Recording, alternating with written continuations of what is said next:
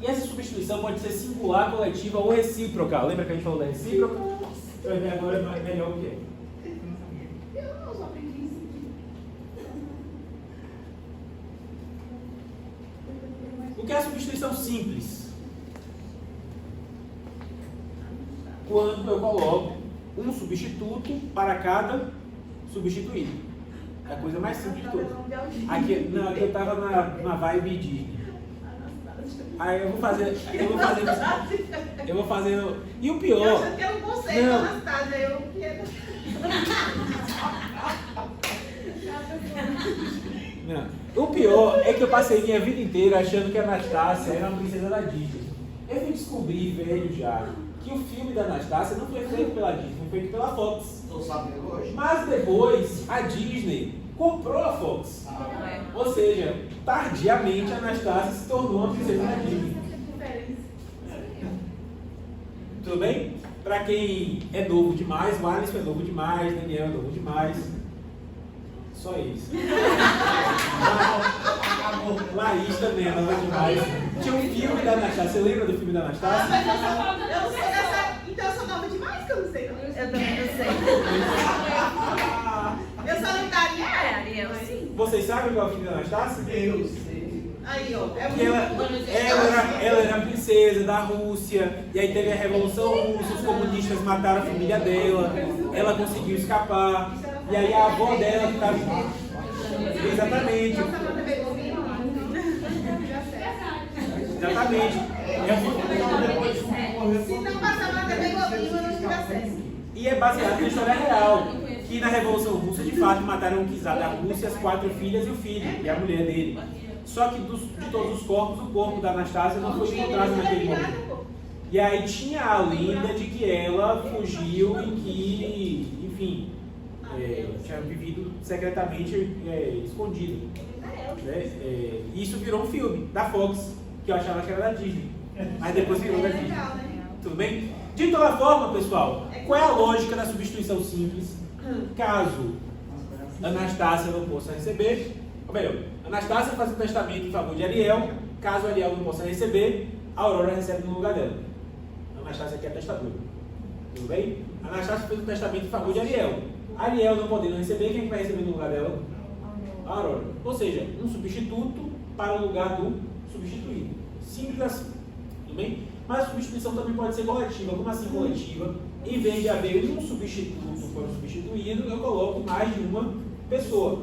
Por quê? Porque Erval fez um testamento para Cristina, mas Cristina não tinha uma filha apenas, tinha 2 filhos, tinha Vanessa e tinha Eric. E ele fala o quê? Caso Cristina não possa receber, que os filhos dela recebam no lugar dela. Ou seja, vão ser 2 pessoas para ocupar o lugar que seria da substituída. Estão conseguindo visualizar? Então, Ana faz um testamento para Elsa e diz assim: caso Elsa não possa receber, Olaf e Sven recebem no lugar dela. A referência se pegar? Essa também. Agora ele sabe, ele sabe. Ariel, vocês sabem quem é? Ariel. Aurora, vocês sabem quem é? Eu não sei a Aurora, não. É da Bela Adormecida. É da Bela Adormecida Jesus. O lá foi na O curso de testamentos também é cultura popular. É cultura popular, pelo amor de pessoal Deus. tá hoje passeando em obra de muita coisa. Ele já foi pra Semana Santa, ele já foi pra Disney, pro futebol. Daqui a pouco a gente vai pro Masterchef. Vocês viram o Masterchef profissionais?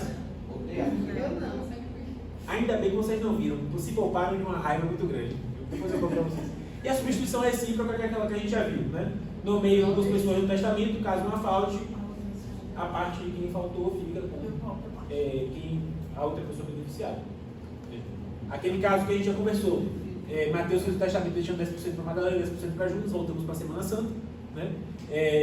Se Madalena faltar, Judas recebe no lugar dela. Se Judas faltar, Madalena recebe no lugar dela. É o que a gente já conhece. Tudo bem? Aqui falei do Masterchef. Jacã tem 3 filhos. Jacã tem 3 filhos: Fogaça, Paola e Helena. Preocupado com as qualidades individuais de Fogaça e Helena, Jacã fez um testamento deixando toda a sua parte disponível para Paola, para uma das filhas. Contudo, Jacã estabeleceu que quando o primeiro filho que Fogaça tiver alcançar a maioridade, o filho de Fogaça terá direito a metade da sua parte disponível. E que quando Paola morrer, a outra metade da parte disponível competirá ao primeiro filho que a Helena tiver. Considerando que Jacã morreu deixando 6 milhões de reais, ainda sem netos, como vai se dar essa sucessão? Vai dar dinheiro. Qual é a lógica? Eu tenho um pai que tem 2 filhos que ele entende que recebendo aquele patrimônio podem torrar e que a futura família que eles constituírem vai ficar desprotegida patrimonialmente. Ele se antecipa e fala o quê? Eu vou pular essa geração e vou favorecer logo os meus netos, que eu ainda nem tenho, mas que podem vir a existir, né? Para evitar que, se esses meus filhos recebessem, eles torrem o dinheiro. Isso é o quê? Isso é planejamento sucessório. Isso é conhecer a realidade da família e saber que, muitas vezes, se determinado filho recebe, o que vai acontecer com o dinheiro? Vai torrar todo. Vai torrar em cachaça, vai torrar em droga, vai torrar em mulher, vai torrar em viagem. E aí depois, quando for ver, o resto da família vai ficar desprotegido. A pessoa se preocupa com os netos. Né? Isso acontece? Acontece. Vai fingir que trabalha pela internet, eu lá trem pegando fogo e derrete. Ou então vai vender a arte na praia. O que é válido. O que é válido, só que você nunca vai enriquecer assim. Talvez enriqueça.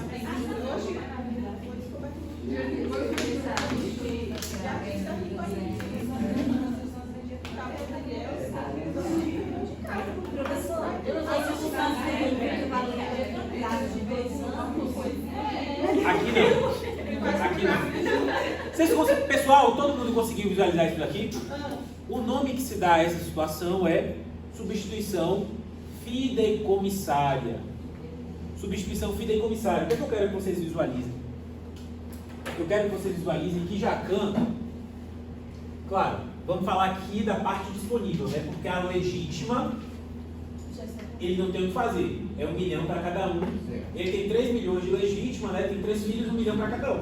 Mas aquele 3 milhões de parte disponível, vamos falar aqui só da parte disponível, ele fez o quê? Ele deixou todo para Paola. Deixou toda para Paola. E Paola recebe aqueles 3 milhões de parte disponível. Ela é a primeira sucessora. Então eu tenho a primeira transmissão aqui, que é de Jacã para Paola. Primeira transmissão. Consegue visualizar? Só que aí, elaborando o planejamento sucessório dele, ele estabeleceu o quê? Uma segunda sucessão. Paola vai receber em primeiro lugar, mas depois de Paola, alguém vai receber no lugar dela. Por isso que eu falei para vocês no começo da aula, na substituição fideicomissária, eu tenho 2 sucessões, 2 transmissões. Eu tenho o substituído que recebe, ele é o primeiro sucessor, ele recebe, ele se torna herdeiro ou legatário, ele se torna proprietário do bem. Ele pode usar. Não é que ele pode, é poder dele, ele é proprietário. Paola se torna proprietária do bem, do patrimônio hereditário. Mas esse primeiro sucessor, a gente vai conversar mais sobre isso, ele tem uma propriedade resolúvel. O que é a propriedade resolúvel? Uma propriedade que se resolve. O que significa dizer uma propriedade que se resolve? É uma propriedade que está sujeita a se extinguir. Esses 3 milhões de parte disponível que Paola recebeu estão sujeitos a se extinguir. Parte deles, né, metade dessa parte disponível vai se extinguir quando o primeiro filho que Fogaça tiver alcançar a maioridade. Quando isso acontecer, metade da parte disponível que Paola recebeu vai ser transmitida para esse primeiro filho de Fogaça que alcançou a maioridade. E daqui eu vou ter a segunda transmissão. Isso aqui Aí seria meio. metade da parte disponível, que seria 1/4.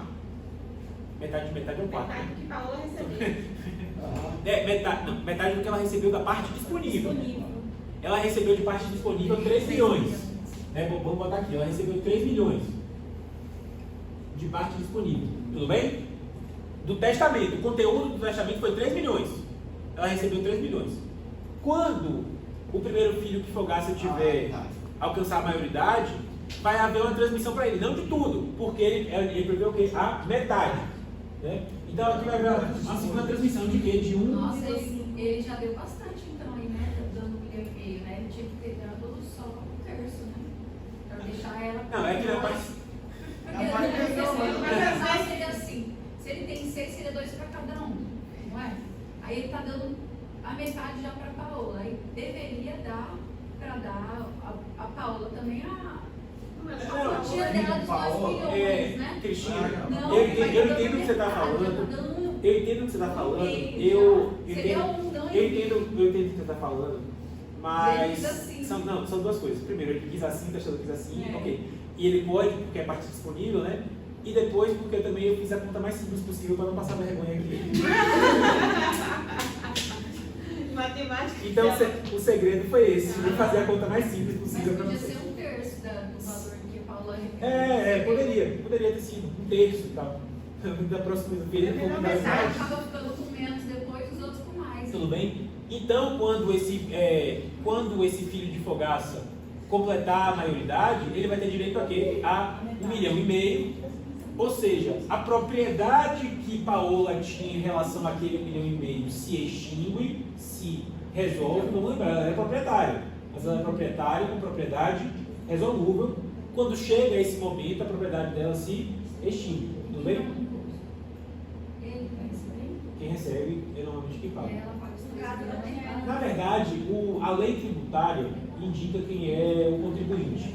Então aqui na Bahia, por exemplo, o contribuinte é quem recebe. Eu não posso dizer que em todos os estados é assim, mas aqui na Bahia é quem recebe. Ela paga primeiro o imposto. Ela paga exatamente, e aí depois sobre esse 1,5 milhão quem paga é quem recebe. Tudo bem? E aí depois, quando Paola morrer,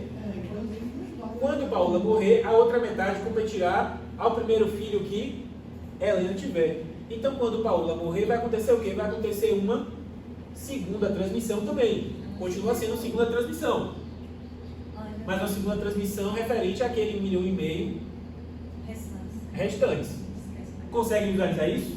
Então eu tenho Paola, que recebe em primeiro lugar aqueles 3 milhões, e eu tenho o filho de Fogaça, que recebe em segundo lugar 1,5 milhão, e eu tenho o filho de Helena, que recebe em segundo lugar também 1,5 milhão. Consegue visualizar? Os filhos de Fogaça e os filhos de Helena são substitutos também.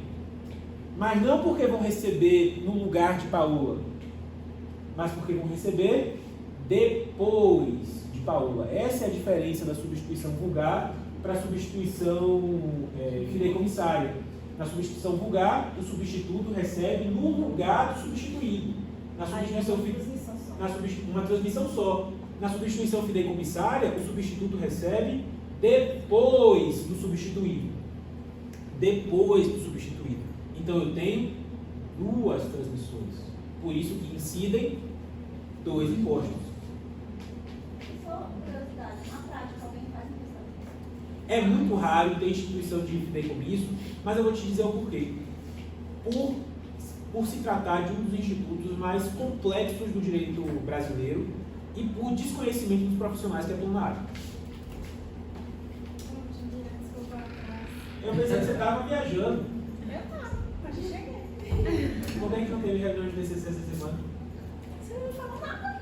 Tá lá marcado no Meet, pô. Ué, mas tava marcado. Tô cobrando publicamente. Eu tô brincando. Todo mundo conseguiu visualizar? Mas então, vamos supor que Paola, desses 3 milhões, ela tinha gastado. E aí, como é que vai ficar o patrimônio? Ela gastou só os juros. Ela gastou meio milhão, vamos supor, desses 3 milhões. Então, bora lá, vamos conversar sobre isso em instantes.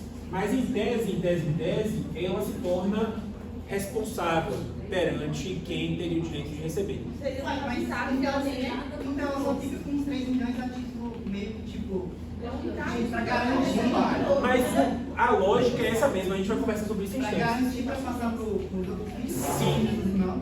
Sim. Aí ela recebeu seria como se fosse um pagamento desse cargo. É exato, mas o seu raciocínio, pessoal, o raciocínio de Alisson está certo. Por quê? Porque o fideicomisso, a substituição fideicomissária, o ponto é exatamente esse. É um negócio jurídico fiduciário. O que é que significa negócio jurídico fiduciário? Vai ser cumprido.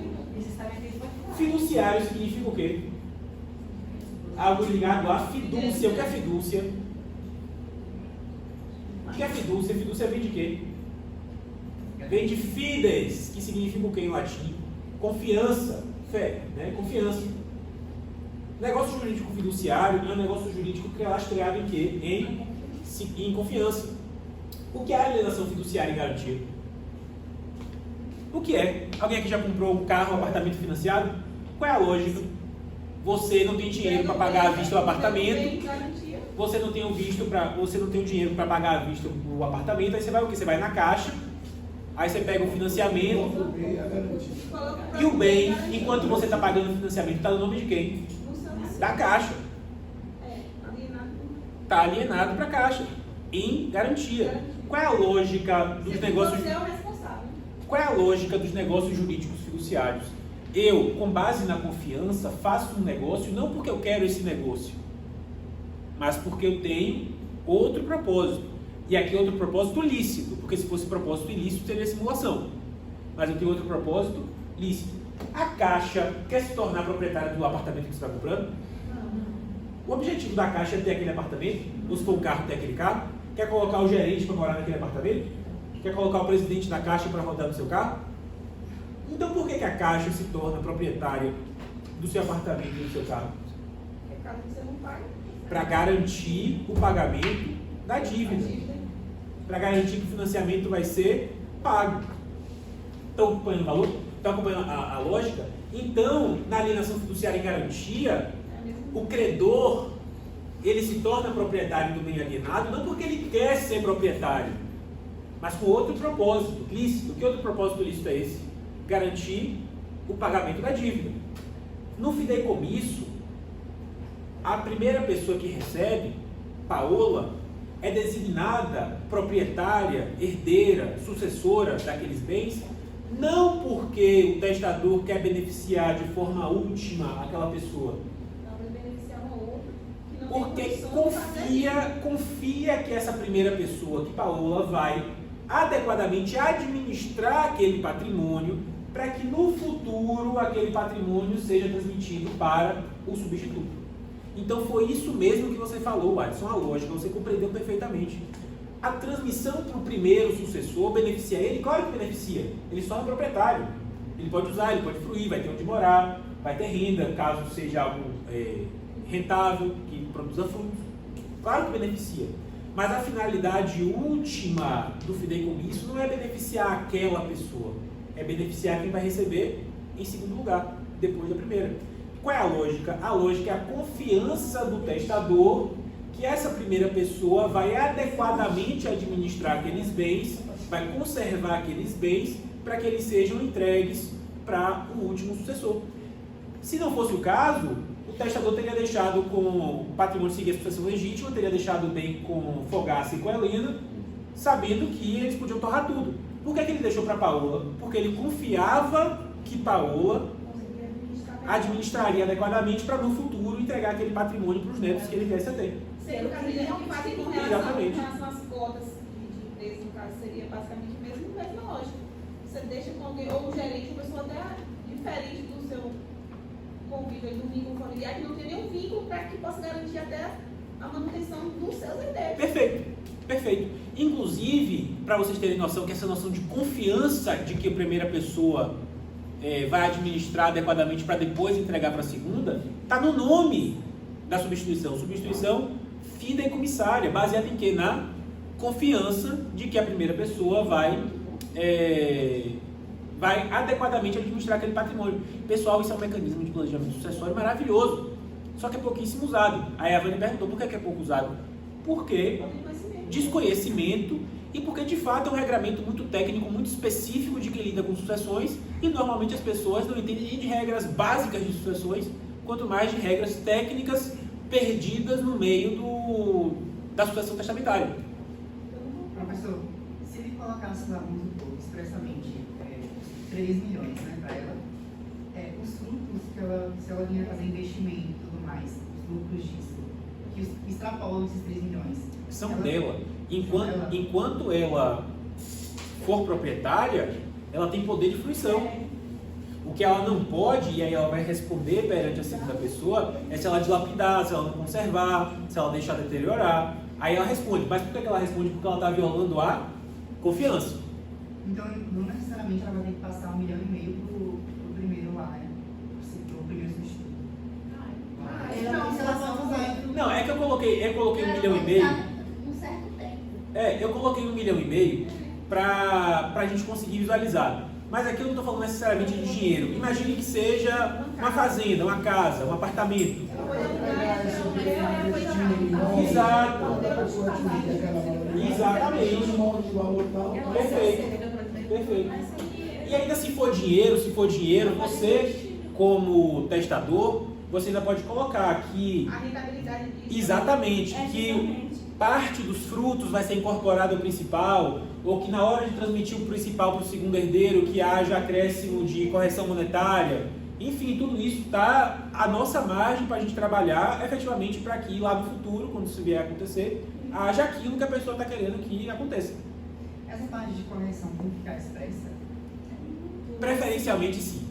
Mas se Tem uma decisão recente da STJ, eu não estou me lembrando exatamente sobre o que foi, mas foi exatamente isso, que a correção tinha que estar expressa. Eu acho que foi sobre alimentos, foi acordo de alimentos, que tinha que estar expresso a correção. Eu acho que foi uma decisão recentíssima, foi sobre alimentos, tenho quase certeza que foi sobre alimentos. Foi um acordo de alimentos que a outra pessoa queria, entre cônjuges, que o cônjuge queria atualização com base na inflação, e aí o STJ falou, não está previsto, tem que estar expresso o coisa de correção. É o índice de correção. Salvo engano, foi sobre alimentos. Agora que falando, eu fui lembrando, salvo engano, foi sobre alimentos. Então, eu preciso colocar, eu recomendo fortemente que coloque. A gente quer fazer o melhor trabalho possível, não é isso? Se a gente vai fazer o melhor trabalho possível, a gente tem que antecipar que pode ter esse tipo de discussão. Que pode ser que daqui a 30 anos, quando for haver a transmissão do segundo herdeiro, 1,5 milhão seja o valor do salário mínimo. Acontece. O Brasil já teve inflação galopante. Né? Então acontece. Pode acontecer. Se Deus permitir, não vai acontecer, mas pode ser que aconteça. Tudo bem? Mas aqui eu coloquei esse valor em patrimônio expresso em dinheiro, mas imagine que é uma casa, que é uma fazenda, que é um sítio, que é um apartamento, que, enfim, que são cotas de empresa. Isso acontece até se for em bens, porque, por exemplo, posso deixar duas casas. Aí uma casa tem um setor que valorizou pra caramba e outro não. Olha, imagina a situação, aí depois ela vai querer entregar o que está menos valorizado. A casa pobrinha. Acontece. Barreiras é um exemplo disso. Muito claro. Tem setores aqui que valorizaram em 10 anos. Muito. Quais? Eu sabia que eu investi. Vou dar um exemplo. Tem um cliente que me procurou que eles fizeram um acordo de boca. Ah, não, tá bom, minha mãe morreu, você fica com a casa no centro e eu fico com um ponto comercial na avenida. Então, a casa está valendo 3 milhões e o ponto 10 milhões. Agora ele quer. Ele se arrependeu, ficou com a casa e vai entrar na justiça querendo agora fazer isso. Porque não valorizou. Você errou, porque ele Errou. errou, tá? Tá errado mesmo. Tudo bem, pessoal, eu queria que vocês visualizassem isso. E aí, também, já falei isso, né? Que aqui a vocação hereditária do substituto, pessoal, a vocação hereditária do substituto não é subsidiária, ela é sucessiva. Ou seja, eu tenho duas sucessões sucessivas. Porque primeiro recebe o substituído, para depois receber o substituto. Agora, eu vou passar a falar do nome técnico das pessoas envolvidas. Porque eu estou falando sempre testador, substituído, ou primeiro sucessor, e substituto, segundo sucessor, não é isso? Mas o nome técnico que a gente dá para o testador é fideicomitente, que é a pessoa que estabelece o fideicomisso. O primeiro sucessor, Paola, lembra da Paola? Que recebeu os 3 milhões da parte disponível? O nome que se dá a ela é fiduciário. No caso dela, fiduciária. E aí, o Alisson, mais uma vez, ela recebe esse nome justamente pela confiança que o testador depositou nela de bem administrar os bens enquanto ela é proprietária daqueles bens. E o segundo sucessor, quem recebe por último, é o fideicomissário. Então, nesse caso aqui, Jacã é o fideicomitente, Paola é a fiduciária e o filho de Fogaça, o filho de Helena, são os fideicomissários. Consegue visualizar isso? E aí, eu falei para vocês que na substituição vulgar, Larissa pode designar Stephanie em primeiro lugar. Se Stephanie não puder, Paulo César. Se Paulo César não puder, Eric. Se Eric não puder, Vânia. Se Vânia não puder, Débora. Não foi isso que a gente falou? Sim. Aqui no fideicomisso, eu só posso estabelecer um fiduciário. Um fiduciário não no sentido de que eu não posso beneficiar todos os filhos de Helena, mas eu só posso estabelecer um grau de fideicomisso. Como assim um grau de fideicomisso? Jacã não poderia colocar, eu vou passar para Paola, aí quando Paola morrer para o filho de Helena, quando o filho de Helena morrer para o neto de Paola, quando o neto de Paola morrer para o bisneto de Fogaça e assim por diante. Só pode fideicomisso de um grau, ou seja, um grau de fideicomitente, um grau de fiduciário, um grau de fideicomissário. 3 polos, 3 pessoas que podem... Eu estou falando 3 polos porque nada impede que eu transmita como fiduciário para um casal. Né? Eu posso ter 2 pessoas ocupando ao mesmo tempo o mesmo polo, de fiduciário, por exemplo. Ou 2 ou mais pessoas serem beneficiadas como fideicomissárias. Eu posso. O que eu não posso é colocar que essa pessoa que foi fideicomissária, ela em si é fiduciária para quando ela morrer, o patrimônio vá para cima por diante. A lógica toda o direito das sucessões moderno dá muito poder ao testador. Muito. Concorda comigo? O testador pode fazer muita coisa. Inclusive, digamos que quando Jacã morreu, Paola tinha, 18 anos de idade. E aí, quando ela morrer, vai para onde? Vai para o primeiro filho que ela não tiver. Digamos que quando Paola morreu, Paola tinha 98 anos de idade. Tudo bem até aí? Coloquei o filho de Helena, mas vamos falar do filho de Fogaça. Paola morreu com 98 anos de idade. É porque o exemplo está ruim, mas vamos não é porque aqui a situação está ruim, mas eu quero que vocês visualizem o seguinte. Imaginem que quando Paola morreu com 98 anos de idade, ou seja, 80 anos depois de ter recebido aquele patrimônio, o filho de Helena, o primeiro filho que Helena tiver, tem 1 ano de idade. Quer dizer, tecnicamente impossível não é por conta de congelamento de óvulo e reprodução assistida. Mas, por isso que com Fogaça seria melhor, porque é mais factível que um homem idoso tenha filho do que uma mulher muito velha. Né? Mas, digamos que ela fez isso, eu estou falando um absurdo, mas para vocês verem que é possível, em tese é possível. Esse patrimônio ficou 80 anos depois da morte do Jacã, 80 anos depois transmite para o filho de Helena, que pode ser que morra com 100. Ou seja, em tese é possível que o sujeito tenha controlado por quase 2 séculos o destino daquele patrimônio. É um poder muito grande que o direito das sucessões dá. Mas qual é a lógica do direito das sucessões modernas? Proibição das perpetuidades. O que significa a proibição das perpetuidades? O testador pode fazer muita coisa, mas não tem poder perpétuo sobre o patrimônio.